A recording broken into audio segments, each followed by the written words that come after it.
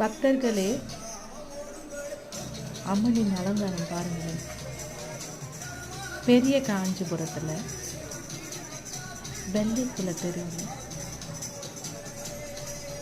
சந்தவள்ளி அம்மன் கோவிலில் இவ்வளோ அழகாக அலங்காரம் பண்ணியிருக்காங்க.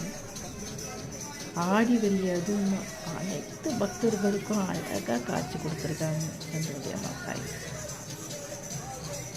இவளை பார்க்கறதுக்கு கண்கோடி வேணுங்க. எவ்வளோ அழகு பாருங்க, அற்புதமாக இருக்கு. என் கண்ணுக்கு என்னவோ இவங்க சாந்தமாக இருக்க மாதிரி தெரியுறாங்க. உங்களுக்கு எப்படி தெரியுறாங்க?